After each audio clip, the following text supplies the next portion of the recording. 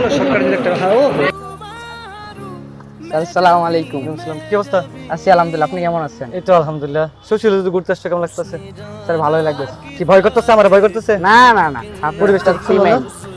এই সুশীল কিন্তু আমাদের বাংলাদেশের বাঙালি একটা ঐতিহ্যের একটা অংশ। জি স্যার। ঠিক আছে, ঘুরে দেখো আর সবার সাথে এনজয় করো নাকি? জি স্যার। আর কি তোমার নার্ভাস লাগতেছে মনে হয়? হ্যাঁ স্যার, নার্ভাস আছি একটু।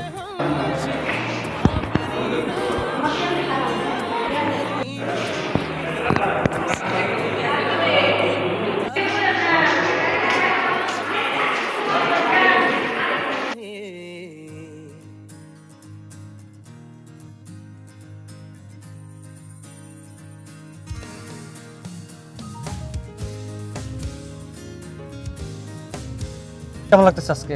ভালো লাগতেছে, আজকে প্রথমবার আসছি সুশীলজে, তো ভালোই লাগতেছে। সুশীল যে পরিবেশটা ভালো না?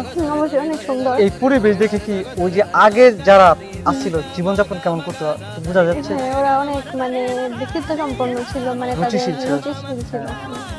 তাহলে পড়াশোনার পাশাপাশি ঘোরাঘুরি দরকার আছে, হ্যাঁ, অবশ্যই দরকার আছে, মাইন্ডটা ফ্রেশ করার জন্য একটু ঘোরাঘুরি দরকার আছে। মাইন্ড ফ্রেশের জন্য দরকার আছে। আর অবশ্যই ঘোরাঘুরি করবো, ঘোরাঘুরি করলে কিন্তু মন বড় হয়। মন ভালোও থাকে।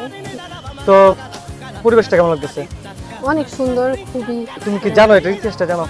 জানি মোটামুটি অল্প একটু। এই জায়গায় বিখ্যাত কোন কোন লোক আসছিল সেটা জানো? না স্যার, মনে নাই, ভুলে গেছি। রবীন্দ্রনাথ ঠাকুর এই জায়গায় এসে রিস নিয়েছিল, এই যে এই ভবন।